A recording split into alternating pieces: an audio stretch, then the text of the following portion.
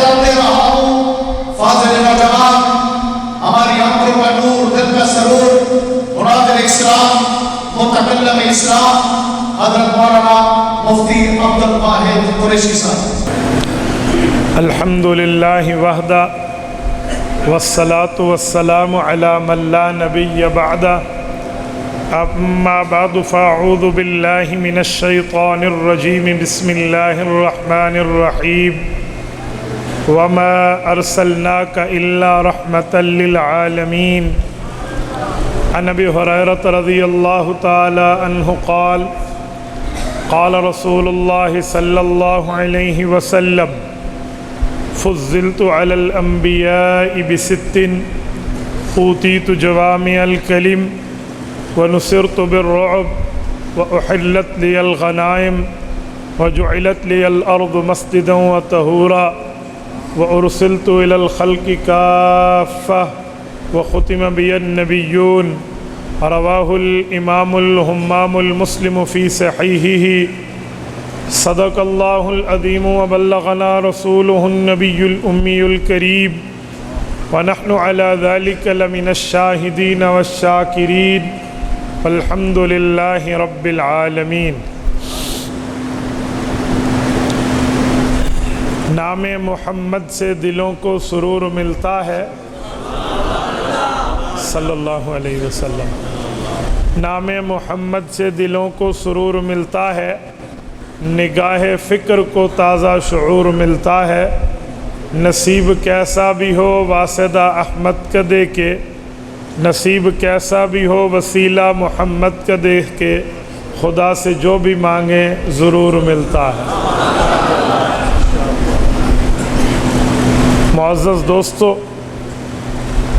آج 16 اکتوبر 2021 بروز ہفتہ ہے، اور آپ کے یہاں مرکزی جامع مسجد تحصیل والی میلسی ضلع وہاڑی میں حضرت مولانا شیخ الحدیث والتفسیر قاری محمد یاسین دامت برکاتہم العالیہ کی دعوت پرخلوص پر میں آپ کی خدمت میں موجود ہوں۔ ہم میں حضرت شیخ الحدیث مولانا مبشر احمد نظامی دامت برکاتہم العالیہ شیخ الحدیث جامعہ اسلامیہ لاہور، ہماری خوش قسمتی ہے اب میں حضرت موجود ہیں۔ یقین مانیں جب اکابرین اور بزرگوں اور مشائخ کی طرف سے فیڈ بیک سننے کو ملتا ہے تو سینہ چوڑا ہو جاتا ہے۔ ابھی میں نے زندگی میں پہلی بار حضرت شیخ الحدیث صاحب کی زیارت کی ہے، حضرت نے مجھے میرے بیانات کے الفاظ سنائے تو یقین مانیں میرے دم ایک خوش ہو گیا کہ بس ان حضرات کی دعائیں ہیں تو بیڑا پار ہے۔ باقی من عالم کے من دانم، یہ رب کی ستاری کا پردہ ہے جس کی وجہ سے آج ہم ایک دوسرے کی تعریفیں کرتے پھر رہے ہیں۔ میرے دوستو، آج کی یہ تاریخ تقریباً ہم نے آج سے 4 ماہ پہلے طے کی ہے۔ حضرت قاری یاسین دامت برکاتہم العالیہ کو رب کریم جزائے خیر عطا فرمائے، وہ آپ کی یہاں اس مسجد کے خطیب بھی ہیں، صبح نماز کے بعد درس قرآن کے مدرس بھی ہیں، جامعہ ابو ہریرہ میلسی کے شیخ الحدیث بھی ہیں۔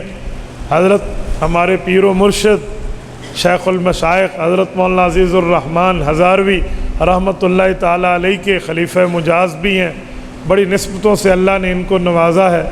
حضرت نے ذرہ نوازی فرمائی اور ایک لمبا وقفہ رکھ کر تاریخ طے فرمائی ہے، اور یہ بھی حضرت کی میرے اوپر ایک کرم نوازی ہے کہ مجھے میری مرضی کا پابند بنایا کہ آپ ربیع الاول میں جو تاریخ طے فرمانا چاہیں آپ کی مرضی۔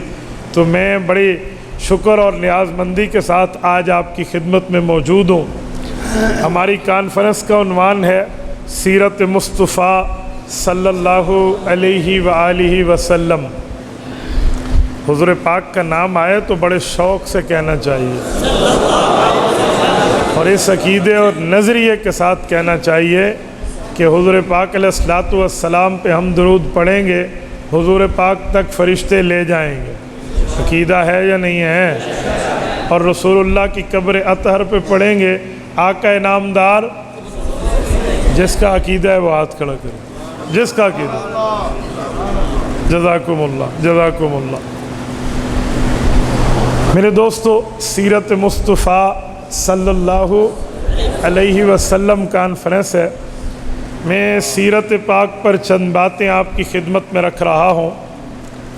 سیرت کے ترجمے تو عوامی لہجے میں کئی ہو سکتے ہیں، ویسے سیرت حالات کا نام ہے۔ قرآن کریم نے بھی لفظ سیرت استعمال فرمایا ہے، سنعیدها سیرتها الاولی، تو سیرت کا معنی حالات ہے۔ دوسرے لفظوں میں سیرت کا معنی واقعات ہے، سیرت کا معنی کردار ہے، سیرت کا معنی تذکرہ ہے، سیرت کا معنی چرچا ہے۔ تو میرے پاک پیغمبر مصطفیٰ ہے، چنے ہوئے ہیں۔ اب چنے ہوئے کا تذکرہ یہ آج ہماری گفتگو کا عنوان اور محور ہے۔ چنے ہوئے ہونے کا مطلب کیا ہے؟ آپ یہ بات بخوبی جانتے ہیں کہ منتخب کردہ چیز، چنی ہوئی چیز کتنے صفات کی حامل ہوتی ہے، اور حضور پاک کے اس نام سے ہمیں ایک بات سمجھ آتی ہے کہ میرے اللہ نے رسول اللہ صلی اللہ علیہ وسلم کو چن کر آپ کو اور مجھے نبی بنا کر دیا ہے۔ یہ چننا نص قطعی میں ثابت ہے۔ مستدرک حاکم جلد نمبر 3 حضرت عویمر بن سائدہ الانصاری رضی اللہ عنہ کی روایت ہے، آقا نامدار نے ارشاد فرمایا، ان اللہ اختارنی واختار لی اصحابی، رب نے 1,24,000 کم و بیش انبیاء میں تاج نبوت جس کے سر پہ بطور خاتم النبیین رکھا، وہ تمام انبیاء میں مجھے چنا، اور 1,24,000 انبیاء کی کم و بیش میں جن کے سر پہ حضور پاک کی خدمت کا تاج رکھا، وہ صحابہ بھی حضور کے لیے چن کے دیے۔ حضور پاک علیہ السلام چنیدہ ہے، اللہ پاک کا انتخاب ہے۔ اور میرے دوستو، میرے پاک پیغمبر صلی اللہ علیہ وسلم کی سیرت تمام سیرتوں کی سردار ہے۔ رسول پاک علیہ السلام کے حالات و واقعات تمام انبیاء کرام کے حالات و واقعات سے ارفع و اعلیٰ ہے۔ آپ کہیں گے کیسے؟ میں ایک بات بطور متن سمجھا کر دلائل اس پر شروع کر رہا ہوں۔ دارالعلوم دیوبند کے جنہیں ترجمان کہا جاتا ہے، حضرت مولانا مناظر حسن گیلانی رحمہ اللہ، حضرت نانوتوی رحمہ اللہ کے علوم کے شارح ہیں۔ انہیں ایک شخص نے خط لکھا، سوال پوچھا سیرت نبویہ کے بارے میں۔ حضرت کے جولانی کلب نے جواب تحریر کیا ہے، عشاء کی نماز پڑھ کے شروع کیا، صبح کی اذان پہ خط ختم ہوا ہے۔ وہ خط نہیں ہے، آج سیرت النبی کی ایک اہم کتاب ہے جسے النبی الخاتم کہتے ہیں۔ حضرت اس میں ایک جملہ لکھتے ہیں، کہتے ہیں یوں تو سب آئے، سبھی آئے، سبھی وقتوں میں آئے، لیکن آئے تو جانے کے لیے آئے۔ وہ ایک ہی مصطفیٰ ہے جو آیا آنے کے لیے آیا اور آ کر چھا جانے کے لیے آیا۔ تو جس نے آنا ہے آنے کے لیے، آ کر چھا جانے کے لیے، اس کے لیے اللہ پاک نے انتظامات وہ کیے ہیں، ان کے لیے اہتمام وہ کیا ہے، ان کے لیے انصرام وہ کیا ہے، ان کو رتبہ مقام اور مرتبہ درجہ حیثیت اور ویلیو دینے کے لیے ترتیب وہ بنائی ہے جو دنیا میں کسی کو حاصل نہیں۔ مثلا اس پر بات شروع کرتے ہیں۔ دنیا میں کوئی آئے، آنے کے بعد اس کا تعارف ہو جاتا ہے۔ مثلا ان کے گھر بچہ پیدا ہوا، ان کے گھر بچی پیدا ہوئی، پیدا ہونے کے بعد دنیا میں آ جانے کے بعد لوگ ان کا ذکر کرتے ہیں، تذکرہ کرتے ہیں، تعارف بتاتے ہیں، علامات سناتے ہیں، اس کے مزاج و مذاق کو پیش کرتے ہیں، لیکن آنے کے بعد، آنے سے پہلے پتہ ہی کوئی نہیں ہے تعارف کیا ہوگا، آنے سے پہلے علم کوئی نہیں ہے کہ کون آ رہا، بچی یا بچہ، پتہ ہی کوئی نہیں، تو ان کے واقعات کیسے سنائے جائیں گے، ان کے چرچے کیسے ہوں گے؟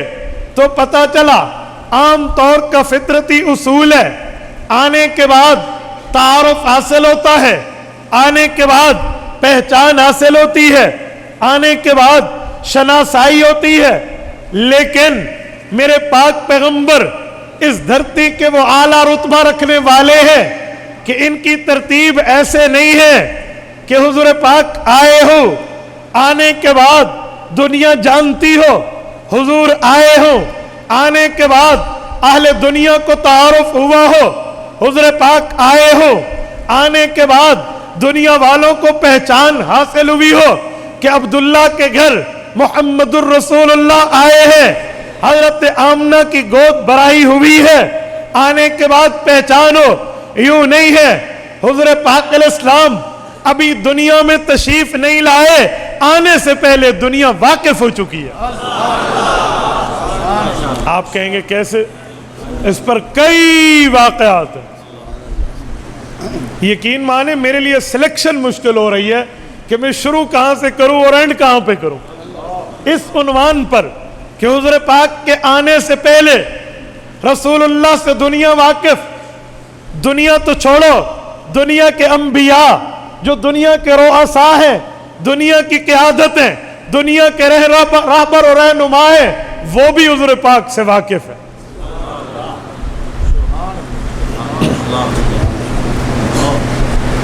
چلو میں مستدرک ہی سے شروع کر لیتا ہوں۔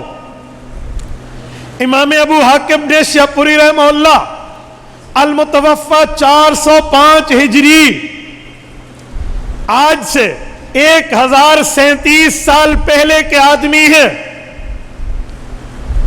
مستدرک علی الصحیحین میں حدیث پاک لائے ہیں، حضرت عمر ابن خطاب رضی اللہ عنہ راوی ہیں، حضرت عمر نے فرمایا ہمیں ہمارے پاک پیغمبر نے یہ بات بتائی ہے کہ آپ کے اور ہمارے جد امجد، آپ کے اور ہمارے والد مکرم ابو الانبیاء، ابو انسانیہ حضرت آدم علیہ السلام کو جب بھول کی وجہ سے دنیا میں اتارا گیا تو انہوں نے اللہ سے اپنی بھول کی کئی بار معافی مانگی، کیونکہ رب کریم کا قرآن کریم بتاتا ہے فَتَلَقَّى آدَمُ مِن رَبِّهِ کلمات، حضرت آدم نے کلمتن ایک دعا نہیں مانگی، کلمات کئی دعائیں مانگی ہیں۔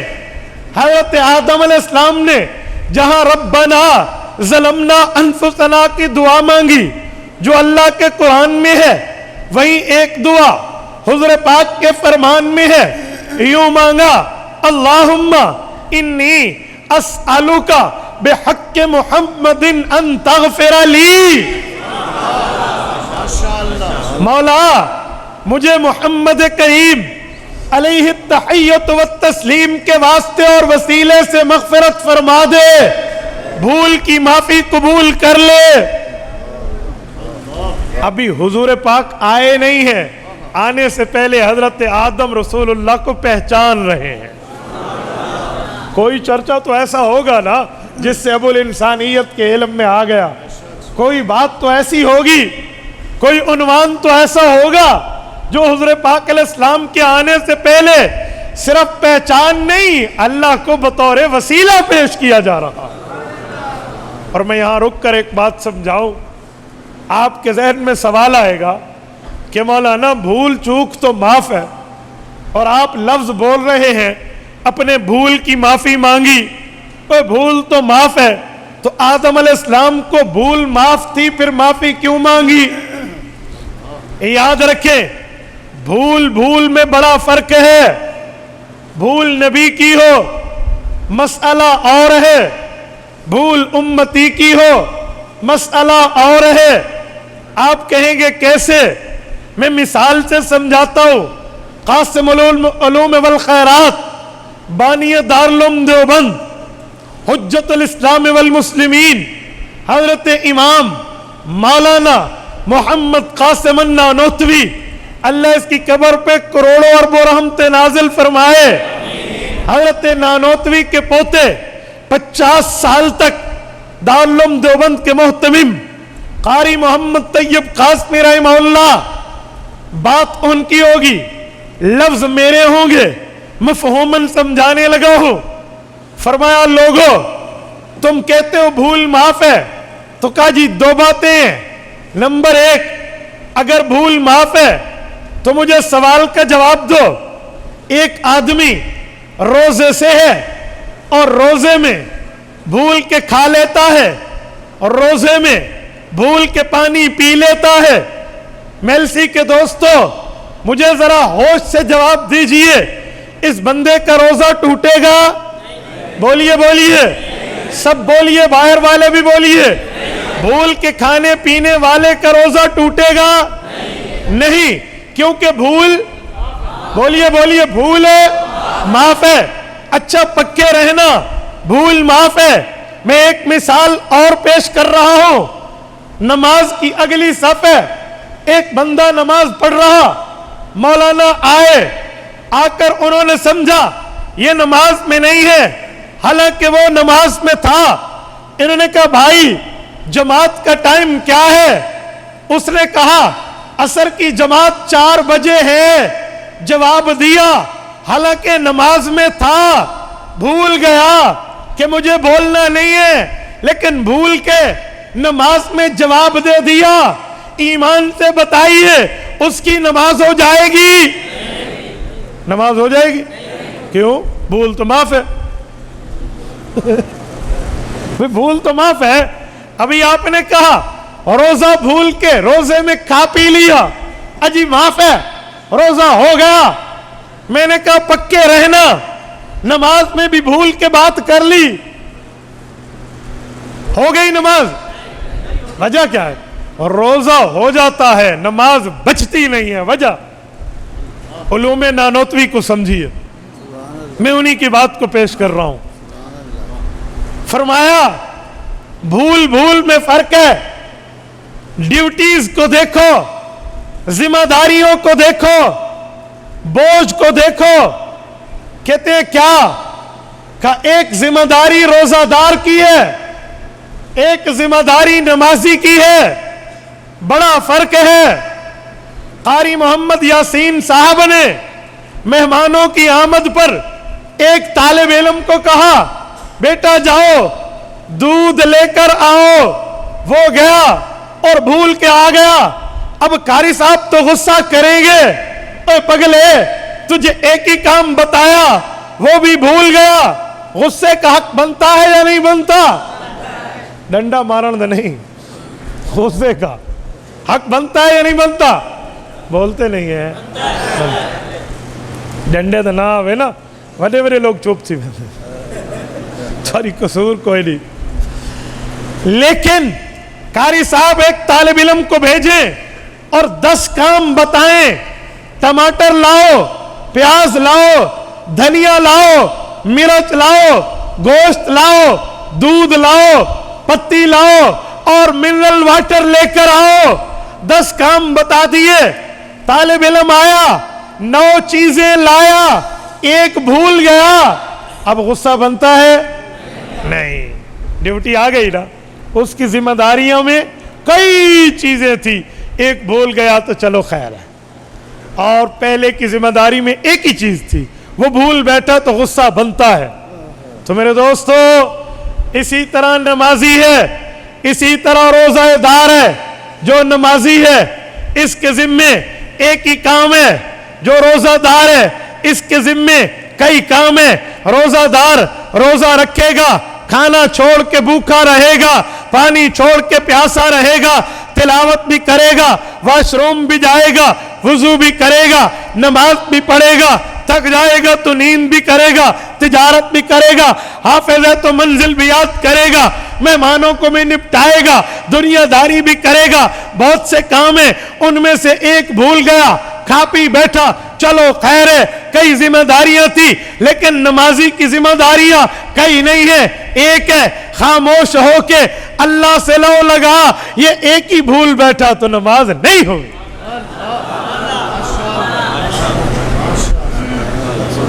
ایک ہی بھول بیٹھا. اب سمجھے, حضرت نانوتوی رحمہ اللہ کو یہ درجہ حاصل ہے کہ 3 چیزیں ہوتی ہیں. نمبر 1 منقولات, نمبر 2 معقولات, نمبر 3 محسوسات. آپ کہیں گے مولویوں کے لفظ ہیں, میں تشریح کر کے سمجھانے لگا ہوں. منسوسات اللہ رسول کی باتیں, معقولات ایسی بات سمجھاؤ کہ عقل میں آ جائے, محسوسات ایسی آسان دلیل دو عقل میں بھی آئے نظر میں بھی آ جائے. حضرت نانوتوی رحمہ اللہ کا وصف یہ ہے, یہ منسوسات کو معقولات کرتے ہیں اور معقولات کو اتنا آسان کرتے ہیں کہ محسوسات ہو جاتا ہے. بندہ سمجھتے ہیں جیسے میں دیکھ رہا ہوں. یہ وصف حضرت نانوتوی کا ہے, توجہ رکھنا. حضرت نے فرمایا ایک کام امتی کا ہے, ایک کام نبی کا ہے. نبی اور امتی میں بڑا فرق ہے. حضرت مولانا ادریس کاندلوی رحمہ اللہ نے الخیر الجاری میں حدیث جبرائیل کے تحت اس مضمون کو لکھا ہے. حضرت تھانوی رحمہ اللہ فرماتے ہیں عام بندہ شہید ہو جائے اسے مقتول فی سبیل اللہ کہتے ہیں کہ اللہ کے راستے کو دیکھ کے کٹ گیا, اور جب پیغمبر دنیا سے رخصت ہو اسے مقتول فی اللہ کہتے ہیں کہ اللہ کو دیکھتے ہوئے جان دے دی. کیوں کہتے ہیں 2 ایمان ہیں. ایک ایمان وہ ہے حالت غیبوبت ہے, اللہ تمہیں دیکھے تم نہ دیکھو, یہ غیبوبت ہے. ایک ایمان وہ ہے جو ایمان مشاہدہ ہے, اللہ بھی دیکھے نبی بھی دیکھے. فرمایا ان تعبد اللہ کأنک تراہ فإن لم تکن تراہ فإنہ یراک. عبادت کی 2 قسمیں ہیں, یا یوں کرو تم اللہ کو دیکھ رہے, یا یوں کرو تو اللہ تو تمہیں دیکھ رہا ہے. کہ جو پہلی قسم ہے عبادت یوں کر تو اللہ کو دیکھ رہا, یہ عبادت نبوی ہے. اور جو دوسری قسم ہے کہ یوں تو خیال کر لے کہ تجھے اللہ دیکھ رہا, یہ عبادت امتی ہے. کیونکہ امتی اللہ کو نہیں دیکھتا, اللہ امتی کو دیکھتے ہیں. لا تدرکہ الابصار وہو یدرک الابصار وہو اللطیف الخبیر. اس دھرتی پہ عام انسان کی آنکھ میں وہ طاقت قوت ہمت سکت نہیں ہے, وہ بس نہیں ہے, وہ تاب نہیں ہے اللہ کو دیکھے, بلکہ اللہ ان آنکھوں کا ادراک رکھتے ہیں. لیکن نبی کا معاملہ اس سے جدا ہے. حضرت ابن عباس رضی اللہ عنہما کی مرفوع روایت تفسیر ابن کثیر میں ثم دنا فتدلا اس کے تحت موجود ہے. وہ فرماتے ہیں ان نبینا قد رأى ربہ, عرش پہ جا کر ہمارے پاک پیغمبر نے اللہ کو دیکھا ہے. کہا 2 باتیں ہوئی, ایک مسئلہ امتی کا ہے, یہ حالت غیبوبت ہے, اسے اللہ کے دیکھنے کا تو علم ہے, وہ اللہ کو نہیں دیکھتا. اگر اس سے بھول ہو جائے وہ معاف ہے, عبادت غیبوبت ہے. لیکن ایک مسئلہ نبی کا ہے, نبی کا معاملہ یہ ہے اللہ نبی کو دیکھتے ہیں, نبی اللہ کو دیکھتے ہیں, ادھر بھول ہو جائے تو معافی مانگنی پڑتی ہے. اب سمجھے, حضرت آدم نے بھول کی معافی مانگی, گناہ نہیں کہہ رہا, خطا نہیں کہہ رہا, بھول تھی. ولم نجد لہو عزما, اس پر دلیل ہے. اللہ فرماتے ہیں ان کا ارادہ نہیں تھا. فنسیا, غلطی تو ارادتاً ہوتی ہے, تو یہ ارادتاً نہیں تھا. اب بات وہیں آ گئی جہاں سے میں نے چلائی تھی. آپ کے ذہن میں ہے؟ بولیے ذہن میں ہے؟ اصل پتہ مسئلہ کیا ہے, شاید آپ نے مجھ سے پہلی بار یوں مخاطب ہوا ہو تو آپ نے کہا مولویاں لے گالیاں لیتے چلے سر تو ٹپ ویسے سب بے فکر رہو, میں انشاءاللہ تو سمجھا کے ویسا. توجہ ہے؟ جواب نہیں دیتے. توجہ ہے؟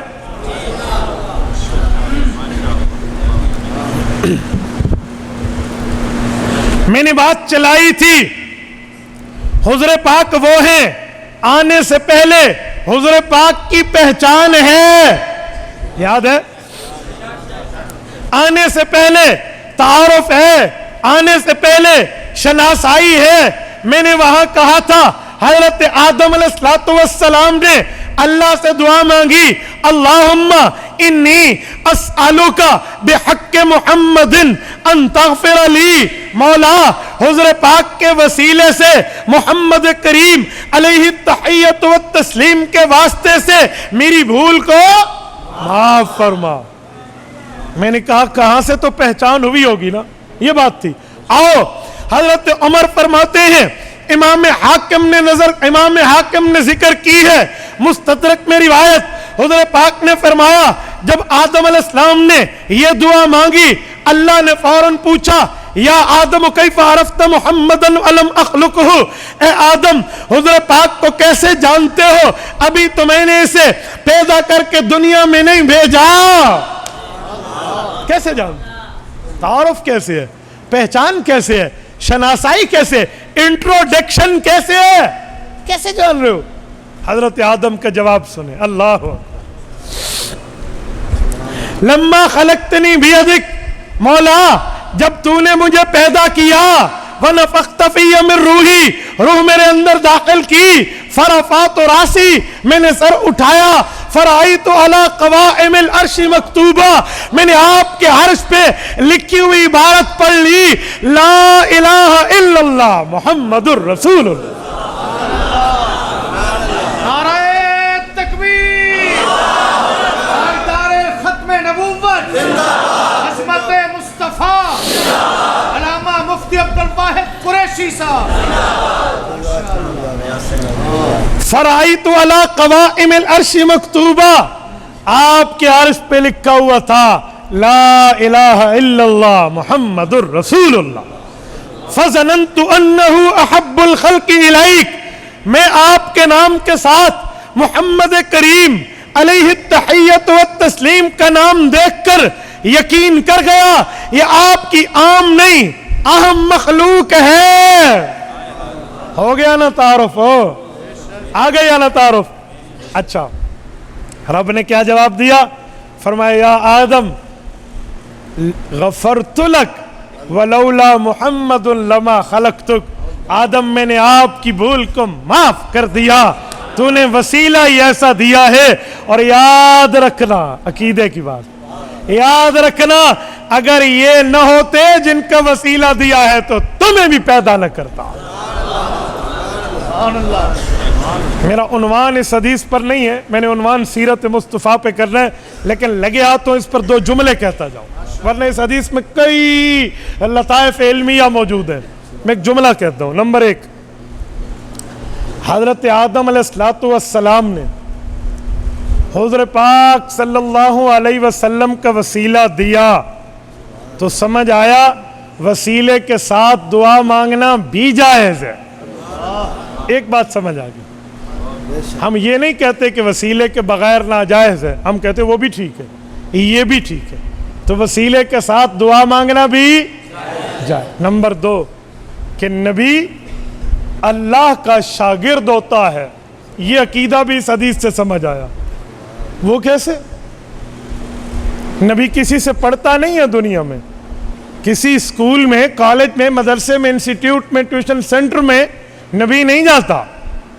کوئی مخلوق میں نبی پاک کا استاذ نہیں ہوتا کہ اس کے سامنے نبی زانو تلمذ پھیلائے، نہیں۔ دلیل آؤ، نفخت فی من روحی، توجہ رکھنا، اے اللہ جب آپ نے مجھ میں روح ڈالی، فرفعت راسی، فا تاکیب بلا مولا، علماء جانتے ہیں تاکیب بلا مولا کا معنی فا وہی آتا ہے جب فوراً کا مسئلہ ہو۔ اللہ روح ڈالی، فرفعت راسی، جب میں نے سر اٹھایا، فرأیت علی قوائم العرش مکتوبہ، میں نے آپ کے عرش پہ لکھی عبارت کو پڑھ لیا۔ ابھی تو آدم علیہ السلام کسی سے پڑھنے والے تو نہیں تھے، کوئی school, college, university, tuition centre, institute میں نہیں گئے تھے، کیسے پڑھ لیا؟ पढ़ाने वाला कहाँ है, पता चला नबी अल्लाह का शागिर्द होता। आलो सुन्नत का नजरिया है कि नबी अल्लाह से पढ़ते। यहाँ लोग बड़ा नामुनासिब रवैया इख्तियार करते हैं। वो कहते हैं हमारे पाक पैगंबर का लक़ब है उम्मी, और उम्मी का माना होता है अनपढ़। नऊज़ु बिल्लाह। जी नहीं, कोई अनपढ़ उम्मी का माना कैसे करते हो? उम्मीयीन का अनपढ़ कर लो, लेकिन एक लफ्ज़ जब नबी की ज़ात की तरफ मंसूब हो, एक लफ्ज़ जब उम्मत की तरफ मंसूब हो, माने में फ़र्क होता है। उम्मी का माना अनपढ़ है, लेकिन उम्मती के लिए उम्मी का माना अल्लाह का शागिर्द है, लेकिन नबी के लिए लफ्ज़ का फ़र्क होता है या नहीं होता? मैंने मोबाइल जेब से निकाली, पुलिस की मोबाइल आई, अब मोबाइल दोनों में है, माना एक है? बोलिए। मोबाइल जेब में रखो और मोबाइल थाने से निकली, एक माना है? तो लफ्ज़ तो मोबाइल है। उधर पुलिस की गाड़ी को कहा, इधर इस सेलफोन को कहा, क्यों? तो मोबाइल जेब की होगी तो माना और होगा, थाने की होगी तो माना और होगा। है या नहीं है? स्पीकर ठीक नहीं है या स्पीकर ठीक है? तहसील मस्जिद मेलसी जिला विहाड़ी में कहूं तो ये स्पीकर मुराद है, और कायद मिल्लत इस्लामिया मौलाना फजलुर रहमान दामत बरकातुहुम असम्बली में कहे स्पीकर 2 नंबर है, माना और है। नहीं समझे? वहां के स्पीकर ठीक नहीं है, फिर ये माना नहीं होगा। फिर वो कंट्रोलर जो सब एमएनएस को कंट्रोल कर रहा है। तो लफ्ज़ का फर्क है। उम्मी का तर्जुमा तुमने अनपढ़ कर लिया, क्यों? ना बाबा, जब उम्मती के लिए होगा माना और है, नबी के लिए होगा माना और है। तो नबी अल्लाह का शागिर्द होता है।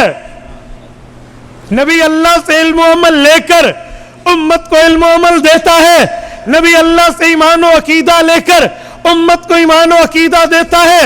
नबी की तालीम व ताल्लुम अल्लाह से मुकम्मल होकर उम्मत को नबी तालीम देते हैं। इसीलिए नबी का पढ़ाने वाला कोई नहीं, तभी तो आदम अलैहिस्सलाम ने फौरन पढ़ लिया।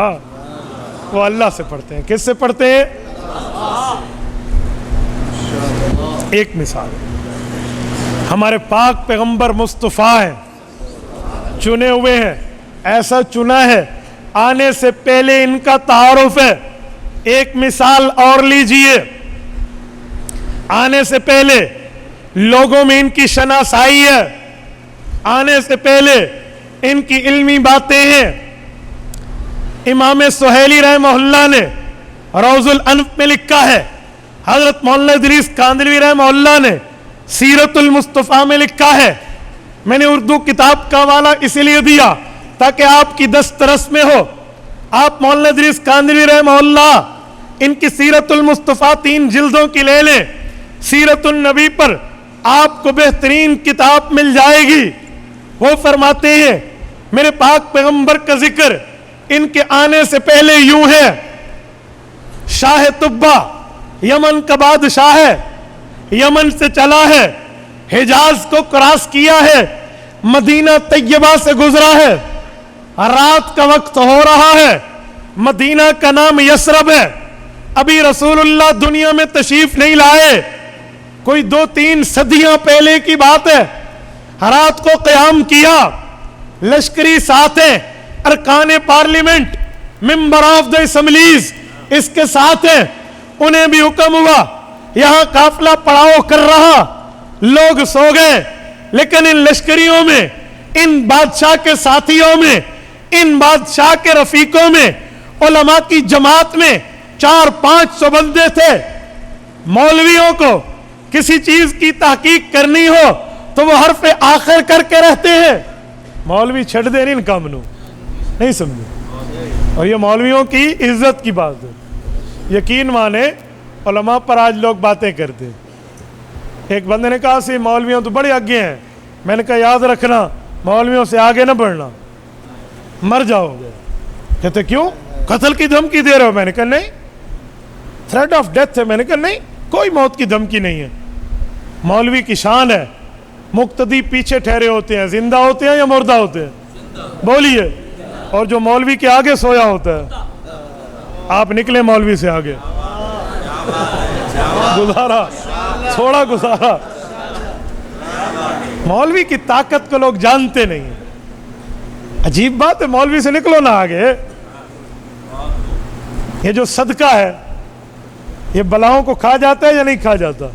بولیے بولیے بولیے، تسی اگلی گل تے پہنچ گئے ہو۔ اور صدقہ بلاؤں کو کھا جاتا ہے، مولوی صدقے نو کھا جاتا ہے۔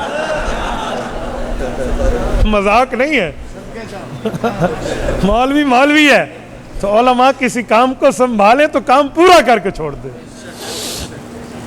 اور یاد رکھیں، اس دھرتی پر علماء کرام وہ ہیں، جتنے لوگوں کی جابز ہیں ان میں مولوی کی جاب سب سے سستی تنخواہ والی ہے، اور سب سے ٹف کام ان کا ہے، سب سے مشکل کام ان کا ہے۔ کچھ عرصہ پہلے جو یہ بات ہوئی کہ مدارس کو حکومتی تحویل میں دے دیا جائے، تو وفاق المدارس کا موقف بڑا دلچسپ تھا۔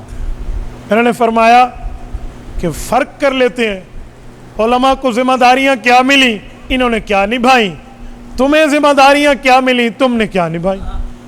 کہا جی ٹھیک ہے۔ کہا مولویوں کے ذمے عالم، حافظ، قاری، مفتی، محدث، شیخ الحدیث، شیخ التفسیر بنانا۔ کہا جی ٹھیک ہے۔ کالج یونیورسٹی کے ذمے ہے ڈاکٹر، پروفیسر، انجینئر بنانا۔ کہا جی ہاں۔ کہا پوری دنیا میں دیکھ لو، اگر مدارس نے ٹھیک کام کیا ہوگا تو پاکستان کے مدرسے سب سے اول ہوں گے پوری دنیا میں۔ کالج یونیورسٹی کا نظام بہتر ہوگا تو کالج یونیورسٹی کی پروگریس اول ہوگی پوری دنیا میں۔ ذرا لسٹ اٹھاؤ پوری دنیا میں، پاکستان کا یونیورسٹیز کی لسٹ میں نمبر کون سا ہے اور مدارس میں نمبر کون سا ہے؟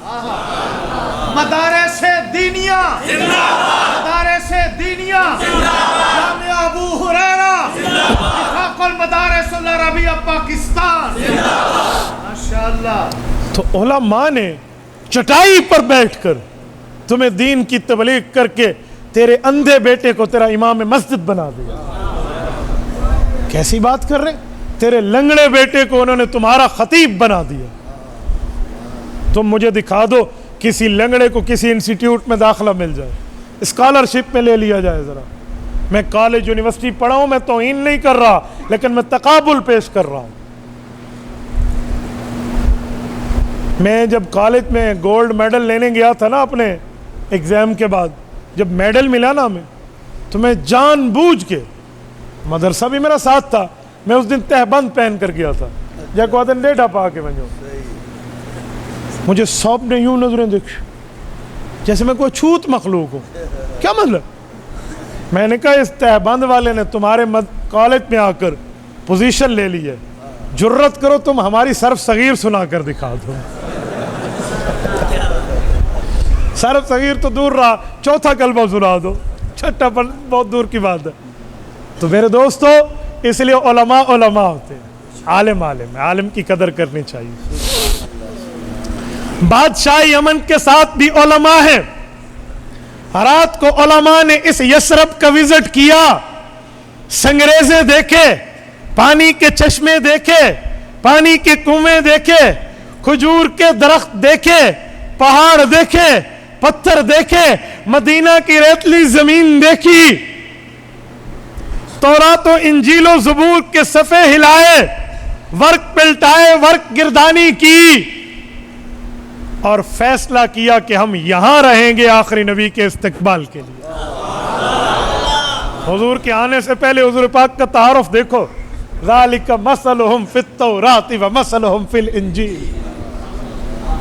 ٹھیک ہو گیا، علماء نے طے کر لیا، ایکا کر لیا سب نے۔ بادشاہ کوچ کا حکم دیتے اور یہ پوائنٹ آف آرڈر پہ ایک اپلیکیشن دیتے ہیں کہ بادشاہ سے ملاقات کرائیں۔ ملاقات طے ہو گئی۔ بادشاہ نے علماء سے پوچھا، جی کہا ہم یہاں رہنا چاہتے ہیں، ہمیں اجازت دی جائے۔ کہا کیوں؟ میں نے کوئی تمہارے حقوق پہ ڈاکہ ڈالا ہے؟ کہا جی نہیں۔ میں نے تو کوئی تمہاری ناقدری کی ہے؟ کہا جی نہیں۔ کہا پھر میری مصاحبت کیوں چھوڑ رہے ہو؟ میری رفاقت کیوں چھوڑ رہے ہو؟ میرا ساتھ کیوں چھوڑ رہے ہو؟ اس وقت کے علماء کی بادشاہ قدردان ہوا کرتے تھے، ٹھیک ہے نا، وہ معاملہ اور تھا، ٹھیک ہے، وہ مسئلہ اور تھا۔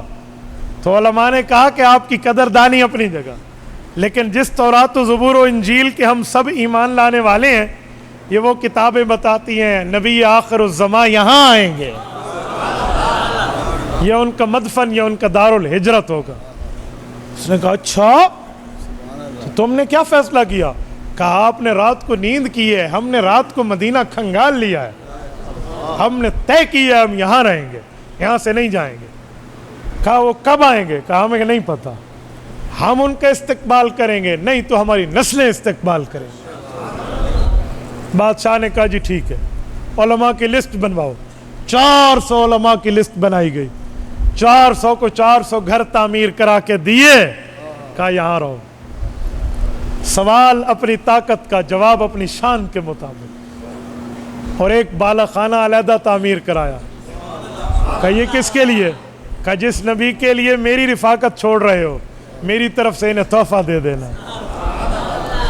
اور اس زمانے کی جو پرچی تھی، جو اس زمانے کی کما علی کو بچھانی تھی، اس پر اس نے کچھ 3 4 5 باتیں لکھی اور ان علماء کے حوالے کی کہ اپنے پاک پیغمبر کو یہ میری طرف سے پیغام دے دینا، نہیں تو نسلوں کو وصیت کرنا وہ دے دیں۔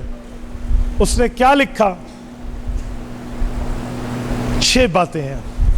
شہدت علی احمد انہ رسول من اللہ بارئ النسمی فلو مد عمری الى عمرہ لکنت وزیر اللہ وابن عمی وجاہدت بالسیف اعداءہ وفرجت عن صدرہ کل غمی۔ علماء بیٹھے ہیں، رب جانتے ہیں، اللہ کی قسم اردو کا دامن تنگ ہے، میرے پاس لفظ نہیں ہے میں اس محبت پر درد دل کا ترجمہ کر پاؤں، میں کوشش کرتا ہوں۔ لفظ اشہادو کے ساتھ قسم کسے کہتے ہیں؟ علماء جانتے ہیں لفظ اشہادو کے ساتھ قسم کیا ہے۔ شہدت علی احمد انہ، میرا دل گواہی دیتا ہے آپ وہی احمد صلی اللہ علیہ وسلم ہیں جن کی خوشخبری حضرت عیسیٰ نے دی ہے۔ رسول من اللہ بارئ النسمی، جس اللہ نے بغیر نقشے کے اس کائنات کو وجود بخشا ہے، آپ اس کے نمائندہ ہیں۔ فلو مد عمری الی عمرہ، اے کاش میری عمر آپ تک لمبی ہو جائے، لکنت وزیر اللہ وابن عمی، آپ کا وزیر بھی بنوں گا، چچا زاد بھائی بھی بنوں گا۔ وجاہدت بالسیف اعداءہ، ایک وقت آئے اگر دشمن آپ پہ حملہ آور ہو تو میں اپنی تلوار لے کر ان سے نبرد آزما ہوں گا۔ وفرجت عن صدرہ کل غمی، خود کو پیش کروں گا، آپ کے سینے کو بچا لوں گا۔ میں پورے شعر پر نہیں، ایک جملے پر بات کرتا ہوں۔ لکنت وزیر اللہ وابن عمی، وزیر بھی بنوں گا، چچا زاد بھائی بھی بنوں گا۔ وزیر کو پہلے اور چچا زاد بھائی کو بعد میں، کہا کیوں ہے؟ وزیر کا مطلب کیا ہے اور چچا زاد بھائی کا مطلب کیا ہے؟ کسے کہتے ہیں؟ یہ وہ کیا کہہ رہا ہے؟ ذالک مثل فی التوراۃ، پیغمبر کی بھی مثالیں تھی اور صحابہ کی بھی مثالیں تھی۔ نہیں سمجھے؟ نہیں سمجھے؟ توجہ، کہا اس کے 2 مطلب، مطالب تو کئی ہیں۔ حضرت تھانوی رحمہ اللہ نے منشر الطیب میں اس پر ایک جملہ دیا ہے، لیکن میں اپنے الفاظ میں اکابر کے علوم کو رکھ رہا ہوں۔ لکنت وزیر اللہ وابن عمی، ایک مطلب تو یہ ہے کہ آپ کا وزیر بنوں گا۔ وزیر وزر سے نکلا ہے، وزر بوجھ کو کہتے ہیں۔ آپ کا معاون خصوصی بنوں گا، آپ کے بوجھ کو اٹھاؤں گا تنخواہ کے ساتھ، کیونکہ وزیروں نے تو تنخواہیں لینی ہوتی ہے۔ کہا جی نہیں، وابن عمی، آپ کا فیملی ممبر بن کے فی سبیل اللہ کروں گا۔ اور ایک مطلب اور بھی ہے، وہ کیا ہے؟ رسول اللہ کی خلافت راشدہ حضور کے بعد، یہ اس کا ذکر ہو رہا ہے۔ خلفائے راشدین حضرت ابو بکر و عمر و عثمان پیغمبر کے وزیر ہیں، علی المرتضیٰ پیغمبر کے چچا زاد بھائی ہیں۔ لکنت وزیر اللہ، میں کوشش کروں گا آپ کے لیے ابو بکر عمر عثمان کا جیسا جذبہ پیش کروں وابن امی علی حیدر بن کے آپ کا تعاون کروں. میں آپ کے ساتھ یوں چلوں گا. وزیر اللہ وابن امی. ابھی حضور آئے نہیں ہے, آنے سے پہلے رسول اللہ کا تعارف دنیا کر چکی ہے. اور میرے دوستو, بالا خانہ بنوایا اور وہی میرے پاک پیغمبر ہجرت کے وقت وہیں گئے. یہ جو ہے نا, سب کہتے تھے طلع البدر علینا من سنیات الوداع وجب الشکر علینا ما دعا للہ داعی. حضور آئے, یا رسول اللہ ہمارے گھر کو مشرف اپنی تشریف آوری سے کر لیجئے. فرمایا میری اونٹ کی مہار کو چھوڑ دو. اونٹنی تھی, دعوہا فإنہا مأمورا, اوے چھوڑ دو اس کی مہار, یہ اللہ کے حکم کی سالوں سے پابند ہے. اوے جہاں رب چاہیں گے وہاں بیٹھ جائے گی. وہاڑی میلسی کے دوستو, وہ اونٹنی بیٹھی ہے ابو ایوب انصاری کے گھر. یہ بالا خانہ وہی تھا جو اس بادشاہ نے حضور کے لیے تعمیر کیا.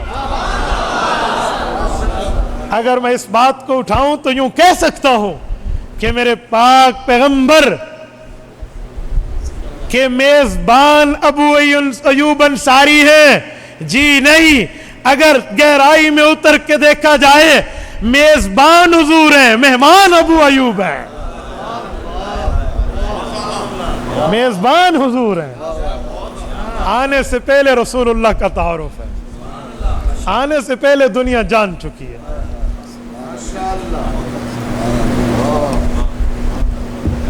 توجہ, آنے سے پہلے حضور پاک کا تعارف تو چھوڑو, حضور کے آباء و اجداد کے چہروں میں وہ روب اور دبدبا تھا, نور محمدی کی وہ جھلک تھی کہ بڑے بڑے جابر حکمران بھی دیکھ کر اپنی جگہ چھوڑ دیا کرتے تھے. اسی سیرت المصطفیٰ میں حضرت کاندلوی باحوالہ لکھتے ہیں, فرمایا جب ابرہہ بےمان یمن والا آیا تھا کعبہ گرانے, تو اس نے کعبے پر حملے سے پہلے مکہ مکرمہ سے پہلے وادی محصر میں رک کے مکہ مکرمہ کے اہلیان کے بارے میں معلومات اکٹھی کرنا شروع کی. ایک جگہ رک گیا, چراگاہ دیکھی, اونٹوں کی بڑی تعداد, 200 اونٹ چر رہے تھے. انہوں نے کہا کس کے ہیں؟ کہا جس کعبے کو گرانے جا رہا ہے یہ اسی کے متولی عبد المطلب کے ہیں. اب ذرا ذہن میں رکھنا, حضور پاک کے آباء و اجداد کے چہرے کا روب ذہن میں رکھنا, آنے سے پہلے کا روب ہے. یہ حضور پاک کی پیدائش سے 55 دن پہلے کی بات ہے. انہوں نے کہا پکڑ لو. ابرہہ نے گرفتار کرا لیے اونٹ. حضرت عبد المطلب کو پتہ چلا تو یہ اپنے ساتھیوں کو لے کر اپنے اونٹ چھڑوانے گئے. جب اس کے دربار میں پہنچے, وہ اپنے تخت پر تخت نشین تھا. کہتے ہیں ابرہہ پہ ایک لرزہ طاری ہوا. حضور پاک کے دادا جان کے چہرے کی وجاہت کو دیکھ کر, جلالت شان کو دیکھ کر ابرہہ اٹھ بیٹھا. انہیں تو اپنے ساتھ نہ بٹھا سکا کہ بےزتی ہوتی ہے, خود بھی نیچے بیٹھا, انہیں بھی پاس بٹھا لیا. یہ نور محمدی کا چہرے میں روب ہے. کیسے آئے؟ کہا میرے اونٹ تو نے پکڑے ہیں. کہا شیبۃ الحمد عبد المطلب تم ہو؟ کہا جی ہاں میں ہوں. کہا عجیب, کعبے کے متولی ہو, اونٹوں کی فکر ہے, اپنے کعبے کی فکر نہیں ہے. اللہ گولڈن چین, قول زرین. حضرت عبد المطلب نے تاریخی جملہ فرمایا, کہو اے ابرہہ کیا سوچ رہا, انا رب الابل وللبیت ربہ, اے میں اونٹوں کا مالک ہوں, اپنی ملکیت کا حساب کرنے آیا ہوں. جا کعبے کے پاس, اللہ تجھ سے نمٹ لے گا. وللبیت ربہ, جا. اس نے اونٹ چھوڑ دی. یہ آئے, سارے لوگوں اکٹھا کیا, کعبہ شریف کے ساتھ میں ٹھہرے, ملتزم پہ ہاتھ رکھے اور مانگا, اللہم ان المرء یمنا رحلہ فمنا رحالک वंसुर अला आल सलीबी व आबिदीहिल यौम आलका ला यगलिबन्न सलीबहुम व मुहालहुम अबदम मुहालका जर्रु जमीया बिलादिहिम कई यसुब्बु अयालका। मेरे मौला आज ये सुल्तानी ताकत लेकर आया है, रियासती लो लश्कर लेकर आया है, हम कमजोरों निहत्तों पर आया है, तेरे काबे को गिराने सलीब को उठा के लाया है। मेरे मौला इन आले सलीब पे काफी हो जा और अपने काबे की हिफाजत कर ले। अब्दुल मुत्तलिब ने मांगा और पहाड़ों की चोटियों पे लोग चढ़ गए। और फिर क्या हुआ आपने पढ़ा है, तरमीहिम बिहिजारतिम मिन सिज्जील फजअलहुम कासिफ मअकूल। लुकमा चबाया हो या उगल दो, क्या शक्ल होती है। अल्लाह ने फरमाया अबाबील ने यूं कंकर डाले और उसके बाद चबाया हुआ लुकमा बन गया। छत पे गारे से लेपे पिलते हैं ना, तो उस गारे को बनाने के लिए मजदूर कापियां देते हैं। वो कापियां कागजों वाली नहीं होती, वो पांव से उस गारे को काटता है, बनाता है। ये है कासिफ मअकूल, ये हशर करके रब ने इस लश्कर के रख दिया। मेरी बात का मतलब हुजूर के आने से पहले हुजूर का तारुफ है। इमाम सुहैली ने रौज़ुल अनफ में एक मिसाल और भी लिखी है, चौथी मिसाल ज़हन में रखना। हजरत अब्दुल्लाह रज़ी अल्लाह अन्हु पैगंबर करीम के वालिद मुकर्रम। चलो इस पर भी एक जुमला कहता जाऊं। हजरत कारी साहब, हजरत अब्दुल्ला हुजूर के वालिद हैं। इनकी कब्र मदीना तैयबा में है मक्की, कब्र मदीना तैयबा में ससुराल में है। इनका इंतकाल वहीं हुआ था। हजरत अम्मा आमिना रज़ी अल्लाह अन्हा पैगंबर की करीम वालिदा, हुज़ूर पाक की 6 साल की उम्र थी। हजरत अब्दुल्ला की कब्र पे अपने बेटे हजरत रसूलुल्लाह को लाई थी। तबक़ात इब्न साद जिल्द अव्वल बाब ज़िक्र आमिना बिन्त वहब खोलिए। इमाम इब्न साद अल मुतवफ़्फ़ा 230 हिजरी और इमाम बुखारी अल मुतवफ़्फ़ा 256 हिजरी। इमाम बुखारी से 26 साल पहले फौत हुए। ये हजरत उर्वत इब्न ज़ुबैर रज़ी अल्लाह तआला अन्हु के बाद सबसे पहली इस उम्मत में तारीख के मौर्रिख है। हजरत इमाम इब्न साद तबक़ात जिल्द अव्वल बाब ज़िक्र आमिना बिन्त वहब में इब्न अब्बास रज़ी अल्लाह अन्हुमा की रिवायत तारीर फरमाते हैं कि हजरत रसूलुल्लाह ने फरमाया मैं अपनी अम्मा जान के साथ यहाँ आया और मैंने आकर यहाँ कुछ लम्हात गुजारे और यहाँ मेरे मामू जान के घर थे, मेरे मामू यहाँ रहते थे और हुजूर पाक ने अपने बचपन के वाक़यात बताए। नुतय्यरु तायरा मा उनैसा हिया गिलमाना मिन अखवाली, का मैं और मेरी मामू की छोटी बेटी उनैसा हम इकट्ठे मिलके इस जगह एक उत्इमा बनी नज्जार था, डबल मंजिला इमारत थी, हम एक परिंदे को उड़ाया और बिठाया करते थे। ये हुजूर के बचपन है। अच्छा, मैंने बड़ी जगह तलाश किया है कि तैराकी स्विमिंग करना सुन्नत है। मुझे यह हवाला नहीं मिला कि हुजूर पाक ने तैराकी कहाँ की, क्योंकि बिवादिन गैर ज़ी ज़र, इधर कौन सा दरिया है मक्का मुकरमा में, और समंदर में तैराकी की रिवायत रसूलुल्लाह की साबित ही नहीं है। तो कहाँ तैराकी अल्लाह के रसूल ने की कि तैराकी सुन्नत है। ये हवाला मुझे हजरत आमिना के हालात की तलाश में मिला। हुजूर पाक फरमाते हैं यहाँ एक तालाब था, मैंने 6 साल पूरे और 7वें साल की उम्र की इब्तिदा में उस तालाब में तैराकी की है। ये मदीना तैयबा में हुजूर के बचपन की बात कर रहा हूँ। ये हवाला मुझे अकलौता मिला है तबक़ात में। बाकी आले इल्म बैठे हैं, बाकी मुराजियात अपनी जगह, लेकिन मैं अपनी बात पेश कर रहा हूँ। रसूल पाक सल्लल्लाहु अलैहि वसल्लम फरमाते हैं उत्इमा बनी नज्जार था, वहाँ अब्बू की कब्र थी। मैं वहाँ आया और वहाँ से वापसी पर हजरत अम्मा आमिना का रास्ते में इंतकाल है। अब वाह में अल्लाह आपको मदीना और मक्का की ज़ियारत कराए, अल्लाह आपकी बरकत से हमें ले जाए। आप मक्का मुकरमा से तरीक हिजरा कदीम चलिए, जो पुराना हिजरत का रास्ता। आप साबर आइए, मलिक अब्दुल्ला अल इक्तिसादिया एक शहर है, वहाँ आइए। बंदरगाह है यहाँ बहुत बड़ी बन रही है। और इससे आगे आइए, मस्तूरा है, مستورہ سے 22 کلومیٹر دائیں ہو جائیے ابوا کی وادی ہے. میں کئی بار ابوا گیا ہوں جہاں حضرت اماں آمنہ رضی اللہ عنہ قبر ہے, حضور پاک کی اماں جان کی.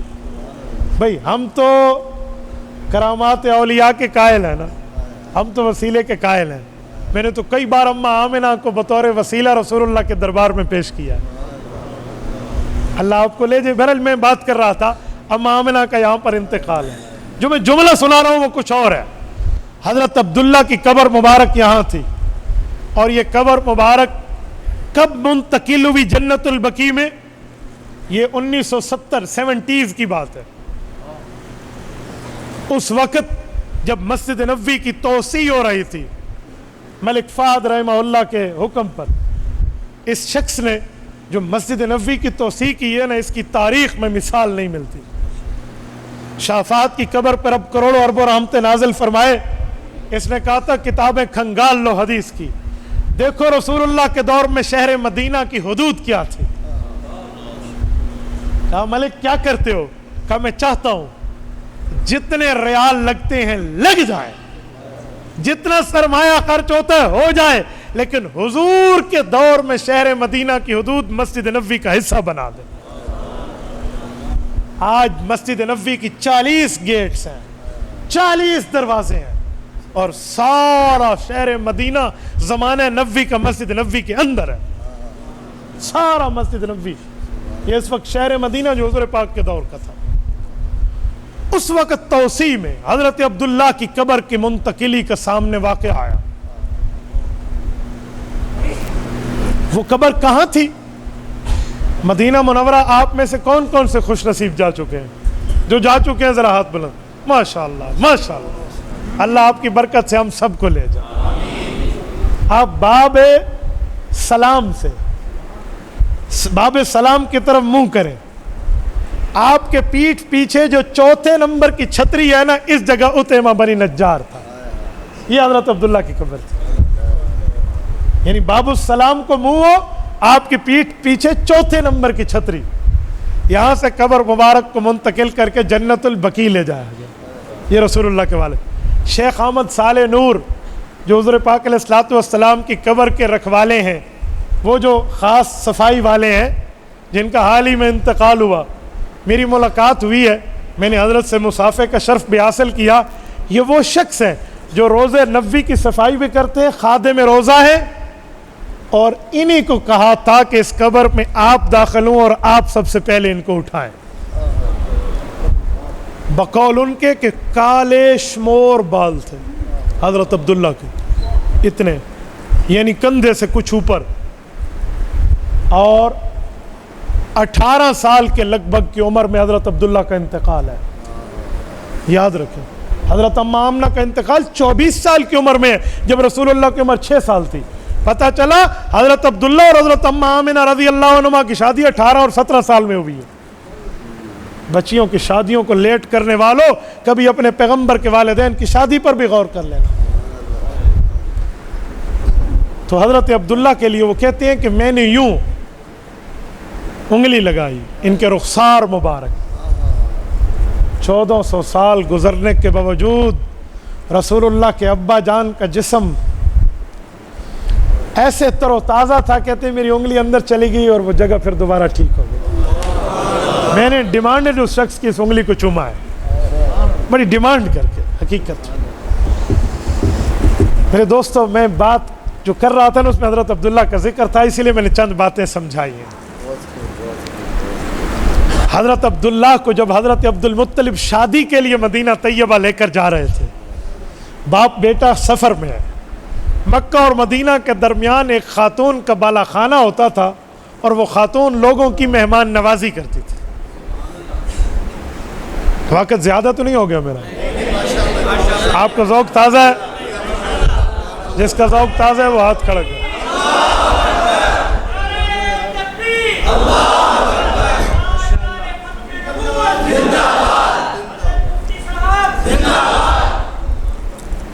توجہ, حضرت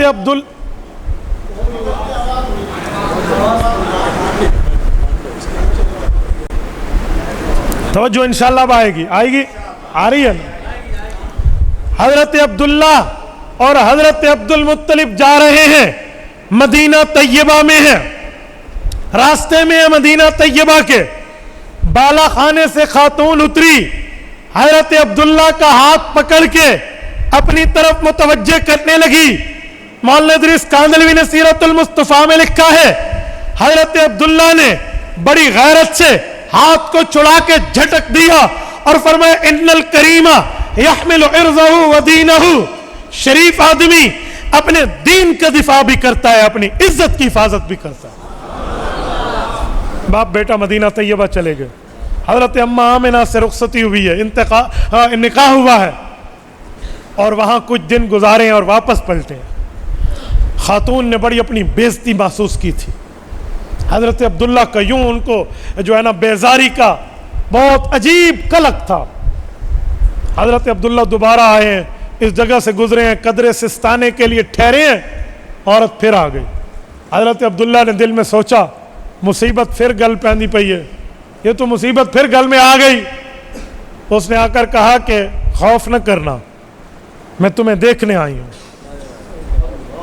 میں کوئی بری نہیں ہوں، میں زانیہ نہیں ہوں، میں بدکار نہیں ہوں، میں چاہتی تھی کہ جو تیرے ماتھے میں نور محمد ہی چمک رہا ہے میں اسے اٹھانے والی بن جاؤں۔ یہ میں نے تورات انجیل زبور اور صحائف پڑھ رکھے ہیں، لیکن اب عبداللہ وہ آپ کے چہرہ انور سے منتقل ہو گیا۔ رسول اللہ آئے نہیں ہیں، آنے سے پہلے رسول اللہ کے ڈنکے بج رہے ہیں، آئے نہیں ہیں، رسول اللہ کا تعارف جاری ہے، آئے نہیں ہیں، آنے سے پہلے دنیا جان چکی ہے۔ میں نے بات کی تھی سیرت مصطفیٰ، میرے پاک پیغمبر چنے ہوئے ہیں، رب نے ایسا چنا ہے دنیا میں آنے کے بعد لوگوں کو جانا جاتا ہے، میرے پیغمبر کو آنے سے پہلے پہچانا جاتا ہے۔ میرے دوستو، رب کریم کا کرم، فضل، احسان، امتنان، اللہ نے یہ نبی ہمیں دیا۔ خدا کی قسم، بغیر مطالبے، بغیر اپلیکیشن، بغیر درخواست، بغیر اصرار، بغیر دعاؤں کے اللہ نے ہمیں حضور پاک کا امتی بنایا۔ آج کے جلسے کا میسج، پیغام، خلاصہ، سمری یہ ہے کہ ہم پیغمبر کی سنتوں کو اپنی زندگیوں میں زندہ کرنے والے بن جائیں، رسول پاک کی تعلیمات کو اپنی زندگیوں میں زندہ کرنے والے بن جائیں، اپنی نسلوں کو دین کے لیے تیار کریں۔ ہر نماز میں ہم دعا کرتے ہیں غیر المغضوب علیہم ولا الضالین، میرے مولا ہمیں یہود و نصارہ کے راستے پہ مت چلانا، پر ہمارے طور طریقے، تمدن، تہذیب، ثقافت، اطوار، لباس، شکل، حیات، تجارت، دن رات، اٹھنا بیٹھنا، بود و باش، کیفیت و حیت و حیثیت ساری یہود و نصارہ کے طرز پہ ہے، توبہ کیجئے اس سے۔ اور رات کو سوتے وقت وتر میں یہ وعدہ کر کے سوتے ہیں وَنَخْلَوْ وَنَتْرُكُ مَنْ يَفْجُرُكُ، کبھی ترجمہ پوچھ لو علماء سے، وَنَخْلَوْ علیحدہ ہوتے ہیں، وَنَتْرُكُ چھوڑتے ہیں اس کو، مَنْ يَفْجُرُكُ اے اللہ جو تیرا نافرمان ہے۔ یہ وعدہ کر کے سوتے ہیں، اور یاریاں خدا کی نافرمانیوں سے، اٹھنا بیٹھنا خدا کے نافرمانوں سے، تعلقات خدا کے نافرمانوں سے، تجارت، مدارات و معاملات و محبت و عقیدت خدا کے نافرمانوں سے۔ نہ میرے بھائیو، ایسا طریقہ اختیار کرو کہ اللہ کے فرما بردار بن جائیں، حضور پاک کے حبدار بن جائیں، صحابہ اہل بیت کے تابعدار و وفادار بن جائیں، یہ طریقہ اختیار کرنا چاہیے، ورنہ سننا سنانا کسی کام کا نہیں ہے۔ یہ فائدہ تب ہے جب کچھ عمل میں آئے، ورنہ مفتی عبدالواحد قریشی آیا، صدا کر کے چلا گیا، لوگوں نے سنا، واہ واہ کر کے اڑا دیا۔ قیامت میں اجر چاہیے تو عمل کرنے والا میں بھی بنوں اور آپ بھی بنوں۔ میں بات آخری کر کے بات ختم کر رہا ہوں، یہی بات کا پیغام آپ کو اور ہمیں علامہ محمد اقبال رحمہ اللہ نے دیا ہے۔ اے غافل یہ گھڑیال تجھے دیتا ہے منادی، اے غافل یہ گھڑیال تجھے دیتا ہے منادی، گردوں نے گھڑی عمر کی ایک اور گھٹا دی، عمل سے زندگی بنتی ہے جنت بھی جہنم بھی، عمل سے زندگی بنتی ہے جنت بھی جہنم بھی، یہ خاکی اپنی فطرت میں نہ نوری ہے نہ ناری۔ اقول قولی ھذا واستغفر اللہ وآخر دعوانا ان الحمد للہ رب العالمین۔